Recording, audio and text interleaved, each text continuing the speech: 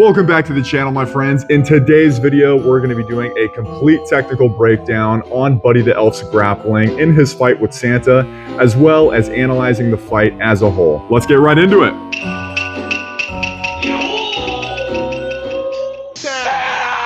As this fight kicks off, we see Buddy just eat the tackle from Santa after he yanks his beard off.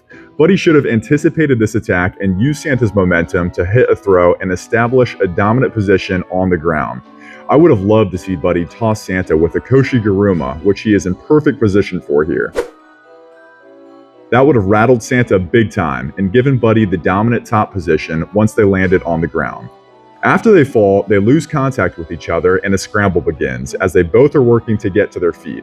We see that Buddy gets up way faster, likely because of his superior athleticism and coordination that we've seen in his past, like when he jumped on the tree to put the star on, the snowball fight of course, and his legendary history as the basketball GOAT of the North Pole. He's the GOAT. Let's also not forget that Buddy literally traveled from the North Pole to New York City on foot. That is one resilient and determined elf that probably will not go down easily in a scrap. Buddy gets all the way to his feet while Santa is still rolling around on the ground like a newborn baby deer. This is our first insight we have into Santa's skill level. We see he fails to maintain control over Buddy, and he fails again to scramble to get to a dominant position once on the ground, which tells us he has not been trained in any grappling art, and Buddy could make quick work of him by just applying a few basic techniques and principles. Black belt, who gave him that? As Buddy stands up, instead of capitalizing on his opponent's inferior position and athleticism, he runs away, which does not work out for him, as we'll see later. He should have seized this opportunity by soccer kicking Santa in the face, like we discussed in the How to Survive a Demogorgon Attack video, that would have put him out for good, and the threat would have been neutralized. Buddy decides to stop running away and gets blindsided by Santa from behind, making him 0 for 2 in takedown defenses. This would have been the perfect moment to bait the white belt Santa, who is being fueled by intense rage by, again, flowing with his momentum to hit another throw. Here's how Buddy could have won this exchange. Quickly assess the current situation to recognize, okay, Santa is likely right behind me and going to tackle me again like he did before. He's shown that he has no legitimate grappling knowledge or prior training, and he is mad as shit because I just blew his cover in front of all these kids. By taking these factors into consideration, Buddy could have hit a Harai Makikomi as Santa went in for the tackle.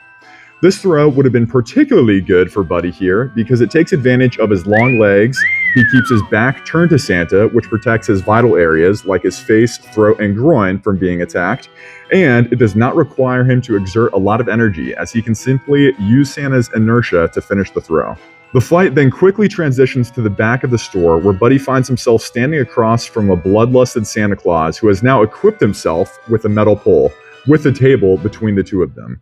This is where things start to get serious and Buddy can no longer afford to make mistakes because just one strike to the head with that metal pole could put Buddy's lights out for good. At this moment, Buddy has already created a safe distance between himself and Santa, and he is protected by the table that's blocking Santa's path. He does a good job at side shuffling to stay on the opposite side of the table, but he needs to start being offensive, or else he is just a sitting duck waiting for Santa to eventually close the distance. It's time for Buddy to use his secret ability. Just like how in the last Grappling Breakdown episode on Golem, we learned that Golem's superpower is taking the back and biting the neck, Buddy's superpower is his insane throwing ability that defies the laws of physics. Papa Elf and the real Santa Claus wasted Buddy's talents by putting him in basketball and having him slave away in the workshop, making toys all day. If they were wiser, they would have sent him to the States long ago to play in the MLB. With his pinpoint accuracy, lightning throwing speed, and perfect consistency, he would have made Shohei Ohtani look like a rookie and gone down as the greatest pitcher of all time. So what Buddy should have done here is use his God-given gift by picking up the various items on the shelf and pelting them mercilessly at the fake Santa for impersonating his idol and hero. Buddy is like the Beast Titan from Attack on Titan. Once he gets something to throw in his hands, it is game over for everybody else that should oppose him. Finally, the fight ends with the store manager tackling Santa from behind onto the table right into Buddy's feet. Again, this would have been the perfect opportunity to use the soccer kick technique to his head, putting him out once and for all. After reviewing this fight, the team and I have concluded that Buddy does possess some promising qualities that could make him a dangerous grappler if he put the work in and got the right training, like his determination, grit, and athleticism.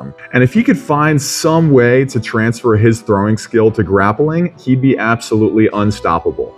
That's a wrap for this one, folks. Short and sweet. As always, thanks for watching. Subscribe to your boy for more grappling breakdowns, and I'll see you in the next one. Peace.